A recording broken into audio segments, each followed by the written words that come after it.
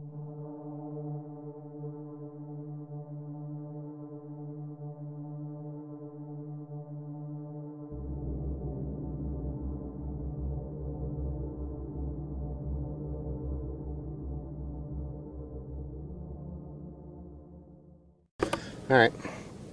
so now this says basically lubricate every 10 hours on the loader itself. This is some of the stuff. Now this was from the pre-operation check sheet. It did show both the one without the quick coupler and one with the quick coupler. My 2650 has the quick coupler, so basically it's your lubrication points are in the same spot, except for there's an extra lubrication point down here that's not shown on this, and I highlighted a lot of this stuff in red so you can see it. And then here's another photo of it, which is under the maintenance, shows you what to do. And then we're going to go over here. Now this says 20 to 30 hours of use. Now I'm still going to check these and make sure that stuff's taken care of also. We're going to check the hydraulic fluid. This shows you on the bracket, which is down here, that bracket right there, of what's going to need tightened. And there is the ones that are listed 2 are that foot-pounds and 3 is that. We're also going to go in and we're going to double check our engine oil. I'd pulled the dipstick out. I wasn't quite on level surface before, but right now I am. And it says you have to wait for the engine to not be running 5 minutes or do it before you start. And if it's anywhere between these two lines, it's a satisfactory level. Now it shows you for both in the owner's manual for the 3350 and the 2650. I have a 2650, so we highlighted that. Here's your transmission fluid level again. I show you that. Coolant level is actually pretty easy. You can see it on the front. This is our air cleaner. Now we only have 10 hours on here, but the actuator valve here, I believe they said to check that for large stuff. But right now stuff's so moist there is no dust.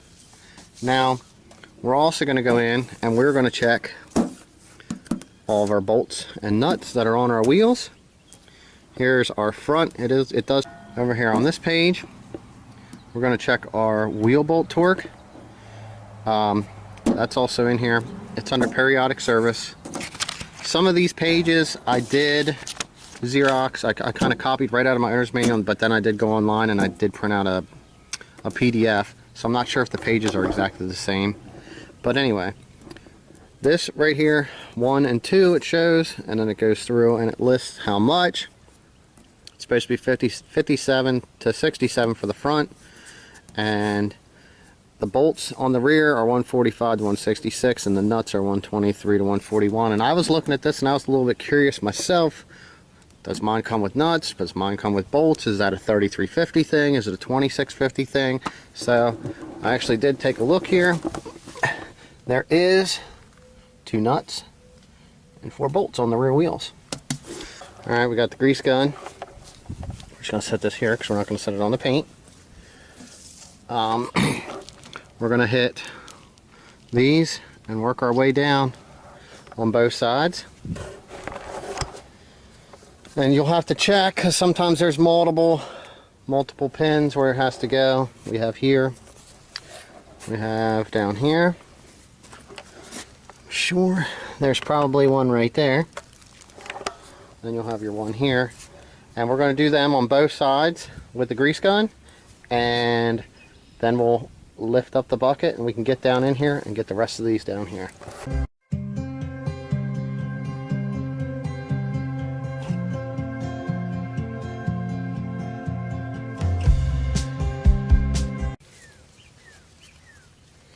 Okay, so when you're down in here, get it over your grease fitting.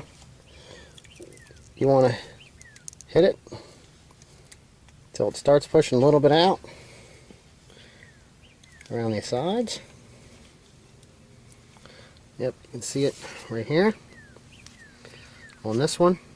And what that does is what you want to do is you want to force the grease through, and it's going to push out the grease that's in there a little bit. and then you want some grease to be here, but if you end up with a bunch that's dirty and you're picky about your equipment, you can wipe that off and get it clean, and then run a little bit more grease through so that it has good grease coming out.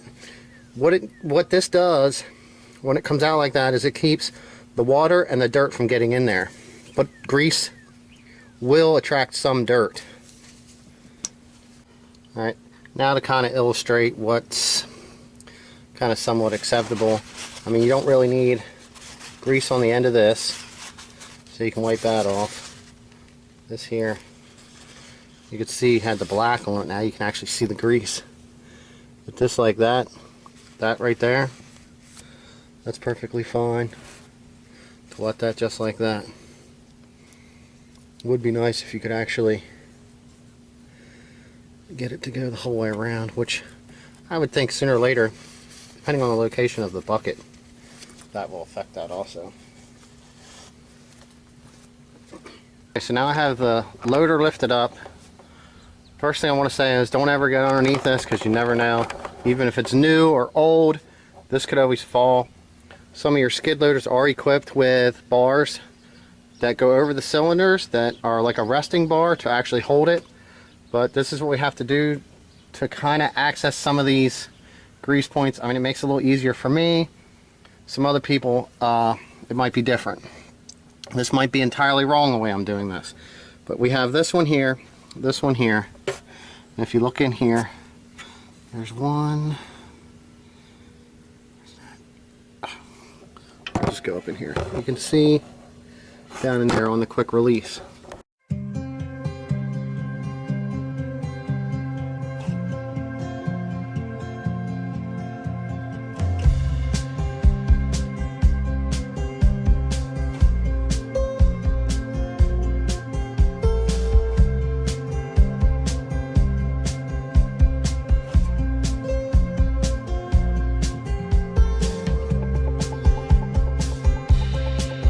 Alright, so this might be a little safer to do it this way. I kind of just let it down under its own weight. So I'm going to try to get in here and get these pins greased. Okay, so I'm going to give it like a real quick look over. Make sure I did get everything greased. Make sure there wasn't something that was hiding. Let's go here. Let's just check out our transmission fluid real quick. So in order to check your transmission fluid,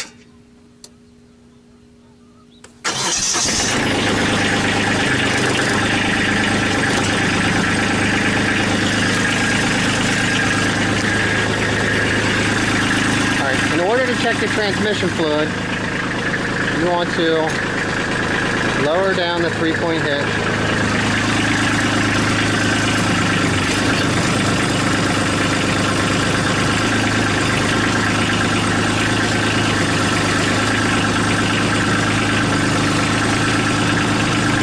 Along with lowering the bucket down to its lowest point.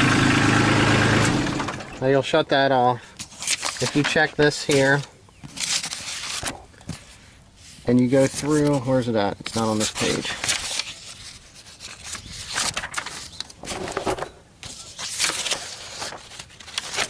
To checking, you go into checking the transmission fluid. It says park on a flat surface, lower the implement or 3-point hitch, which we did, and the loader, shut off the engine. Alright, you're going to check the oil dipstick. It says draw the dipstick out, like clean, no different than changing oil on any vehicle or anything similar, the same way. So pull it out, clean it off, and throw it back in. Alright, let's see what happens here. Nice clean rag.